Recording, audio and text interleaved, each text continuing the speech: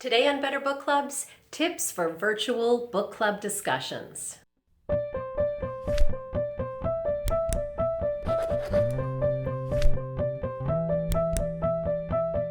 Lots of book clubs are meeting online these days, and I've actually done another whole video on how to get your online book club set up.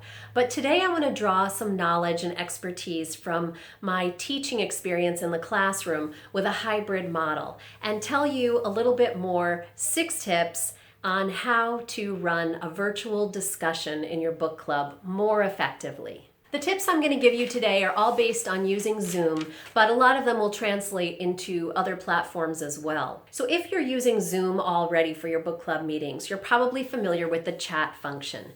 That's a great way to have a conversation on the side in writing while verbal conversation is also happening. And it can be a little bit distracting at times, but it's a great way for quieter people to jump in with their questions. You might want to run chat and the verbal discussion at the same time. One really important tip, though, about using the chat function is, first of all, everybody has to have it open. And second of all, it's helpful to set somebody up as the chat monitor because it's very hard for the book club discussion leader to also be keeping track of the chat at the same time. So find somebody else separate whose job it is just to monitor the chat and who can bring questions from the chat into the verbal discussion. Another tip is to think about whether you want to use the speaker view or the gallery view. There are advantages to both, and I would suggest that for a book club meeting, the gallery view is probably preferable because you can see everybody at the same time. You can see what people's reactions are. You can have more of a group conversation. The speaker view is really helpful if you are a participant in a workshop, say at work, and you don't want to be distracted by watching all of your colleagues' faces the whole time the workshop is going on, and instead you really want to be focused on the speaker. You might want to use speaker view in that situation. But again, gallery view for when you're in a group conversation is probably the preferable choice. So if you go into, usually in the upper right corner of your screen, you'll see a little icon of boxes, and that's the place where you can switch back and forth between speaker view and gallery view. Not everybody has to make the same choice. You're going to make that choice for yourself on your own screen. This leads me to another suggestion, which is smaller is better.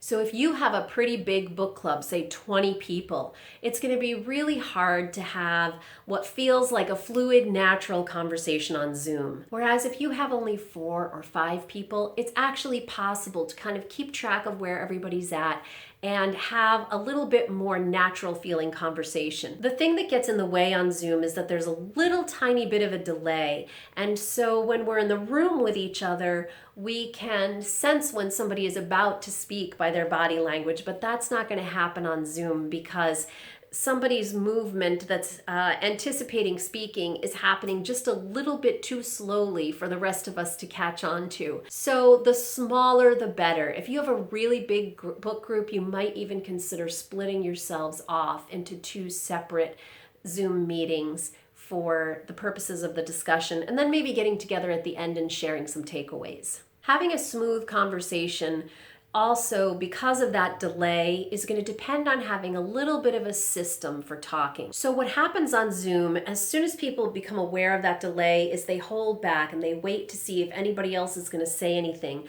which makes for some very long, awkward pauses in conversation.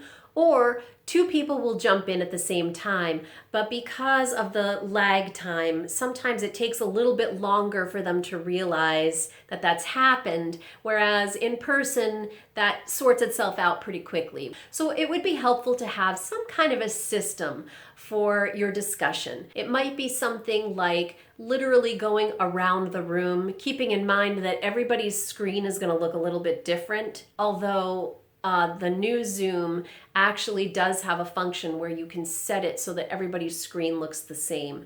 But you might just want to set up a system whereby the group discussion leader calls on separate people, or people raise their hand either physically or using the little icon at the bottom of the screen, so that you don't have that awkwardness of jumping in on each other and slowing down the conversation. Though it probably goes without saying, you're going to want everybody to have their camera on so you can see each other and feel like you're interacting, but everybody should keep their microphone off in order to avoid all that background noise that's happening in other people's houses, or even just the echo that you get when you hear your own voice coming through on somebody else's computer and then looping back at you. My last piece of advice has to do with the length of your book club meeting. We're all experiencing some screen fatigue. And so even if your book club is used to having a 90-minute meeting, a really rich, fun, long, enthusiastic conversation, it's not going to feel the same on Zoom. And you might actually do better to just cut it down to 60 minutes or even 45 minutes. This may mean that you take 2 months or 2 meetings to talk about the same book, or that you're choosing shorter books to talk about, or just trying to limit the conversation in some way so that it doesn't run too long and people don't get fatigued and people want to come back for the next book club meeting. This is a tough time for book clubs, but it's also an opportunity because maybe you can set up a book club that reaches beyond your geographic area, or make it possible for people to come to book club who normally wouldn't be able to. Try to look at the positive side of having these online discussions with one another until it's possible to be back together again. And I hope these tips will help make that work for you. I'd love to hear any other tips you have for making your online discussions work. Leave them in the comments below. If you're enjoying what you see, remember to subscribe, and I'll be back soon with another episode of Better Book Clubs.